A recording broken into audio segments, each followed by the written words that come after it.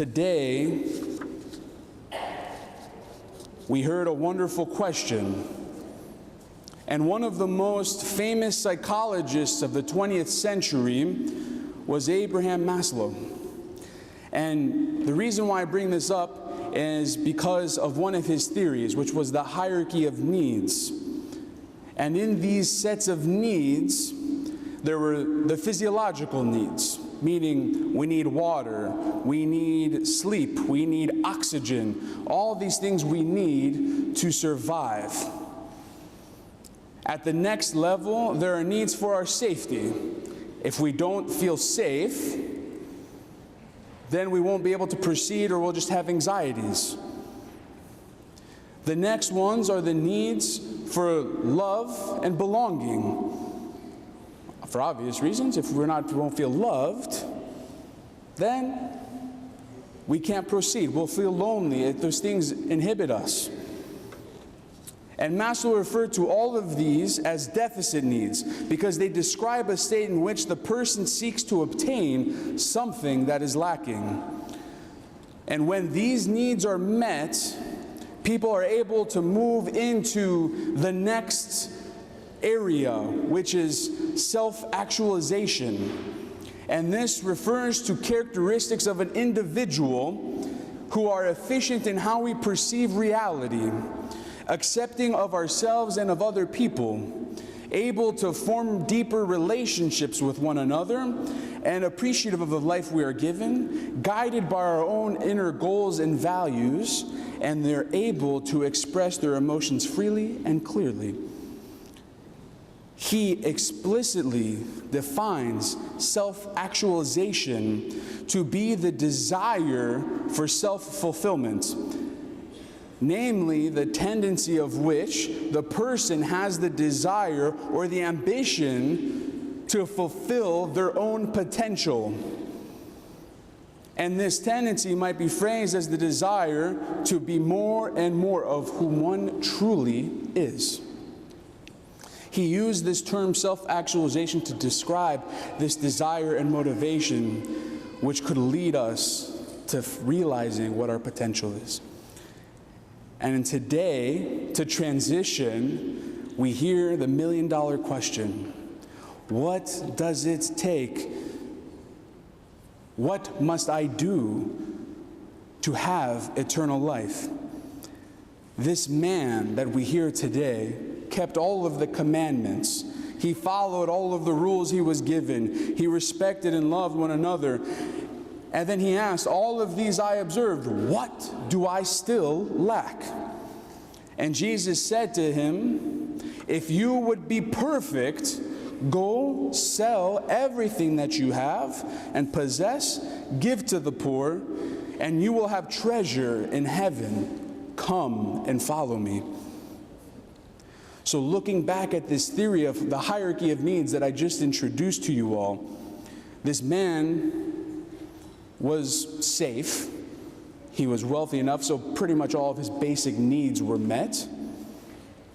His self-esteem was high, I'm sure.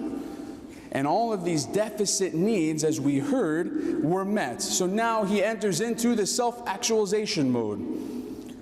And it came time for him to realize the potential that he had of what his true self was called to be. And I'm going to use the word that Christ describes today and uses of our potential, and that is to be perfect. Our full potential, our true self, is perfection. If we are perfect, in theory, we are complete. And perfection, or being complete, is achieved when we are fully in communion with God, which happens in the kingdom of heaven. I like to think, personally, I don't know if their deficit needs are met, but I like to think that everyone's deficit needs are met. And we are all in that point of self-actualization, where we are seeking what our full potential might possibly be, which brings us to the point where we have to evaluate ourselves. And there's times in my life that I ask myself, How serious am I trying to achieve perfection in God? Or I will ask, what am I doing or about to be doing that's going to strengthen, or in the alternative perspective, weaken my relationship with God? And it's a deep question to ask ourselves and evaluate where we're at within this process. And not very often do we actually do that, if ever before. Our lives get swallowed up in our daily situations, whether it's work, school, wherever part of life we're in, entertainment, social calendars, making sure we go out, this, that, hobbies, if we have children, our kids' schedules. Our lives get sucked up into all of the other things, but not what really matters. And to bring into perspective, I've almost been here now for 2 years.